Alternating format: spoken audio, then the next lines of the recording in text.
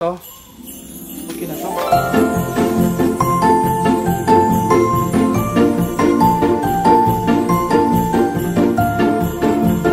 Maayong adlaw mga higala, this is Mac Kultura and welcome to another vlog. Together with me right now, yung mga pamangkin ko. Say hi! Hi! Ayun usay, si Kaon. Okay, so kasama ko ngayon si Milky at saka si Chad.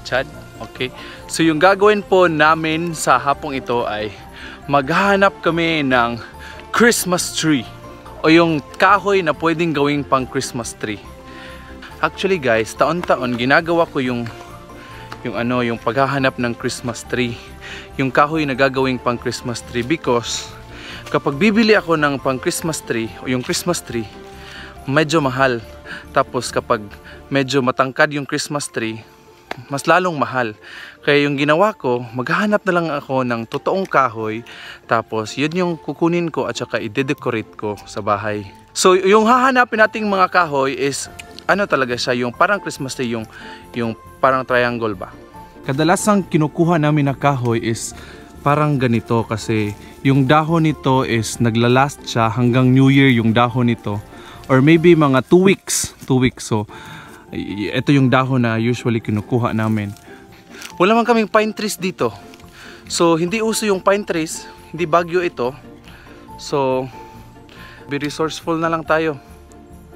Okay, hanap tayo. Okay, lead the way mga chikiting bagting. Oh, tingnan yung kahoy na yan. Ito naman, di naman to. Ano ko? Sige, go. Hanap tayo, hanap. Maganda to. Maganda yung kahoy na ito. Ngunit hindi nga pantay. Hindi pantay, o di ba? Marami yung part dito, tapos dito naman kulang. Tapos dito kulang din. So but titingnan natin, kapag wala tayong makita, babalikan natin to. Eto, tingnan mo. Yan. Yung kahoy na yan, medyo okay sana, pero pahaksad. Marami yung dahon dito sa kabila, tapos of course ito naman kulang. So but again, babalikan natin yan kapag wala talagang tayong makita. Speaking of, may nahanap tayong talamisan or lime. Oh, di ba? Nasa wild lang yan dito. So ito yung lime. Hindi ito siya ipares og kuan. Kay na mo. Kana impi. Oh, di ba dagan kay pulak oh. Ha? Dala ta kay para ni sa atong kuan. Sa atong ikuan sa suka ba? Di ba marami ang nahulog oh. Yeah. Punita kay. Yung goal po natin ay maghahanap ng Christmas tree. Ngunit na-stack up tayo sa lime. Oh, di ba? Maraming lime. Yan oh. Talamisan, sa Bisaya talamisan, tinatawag namin talamisan. Shh, huwag tayong maingay kasi baka marinig ito ng yung kapitbahay natin, kukunin lahat ng talamisan. Ito yung nakuha naming mga talamisan, so dadalhin natin yan sa bahay kasi masarap to ihalo sa suka tapos gawing sauce ba. Okay, going back sa paghahanap ng Christmas tree. Talamisan, maghintay ka muna. Oh, nindot rasad niyo, pero kabang sad lagi. Asang pahak? Asa ba? Asa man?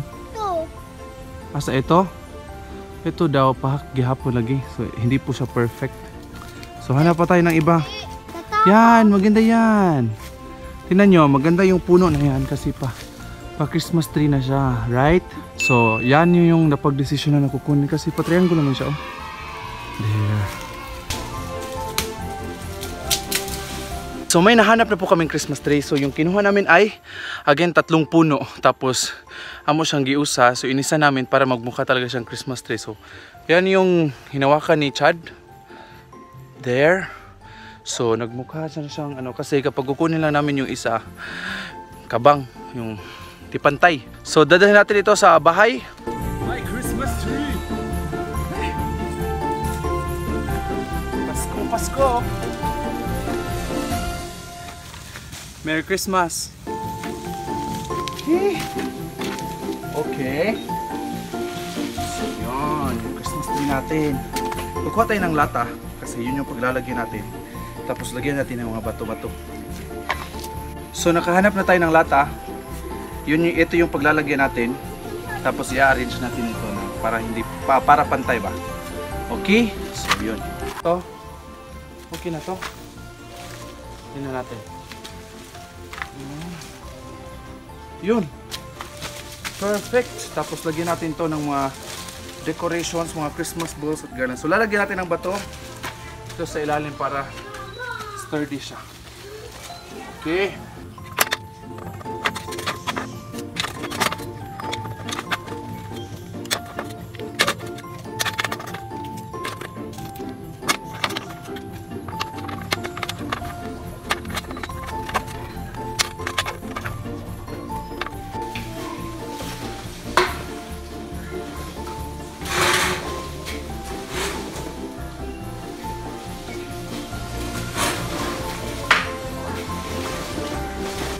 Okay, lalagyan natin ng tubig yung ilalim para mag-last siya ba? Mag-last siya siguro ng mga 2 weeks. Ang dami naman yung inulit niya. Ano na ito? Para-equal lang. Para-equal. Okay? So, ito ang sakali ito medyo. Tapos ano natin? Para-equal lang. Okay? So,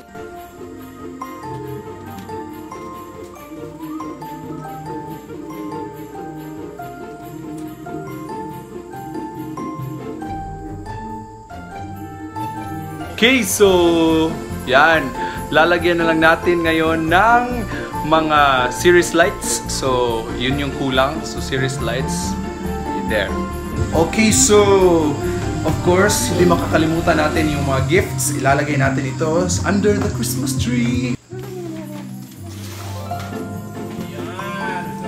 Gifts.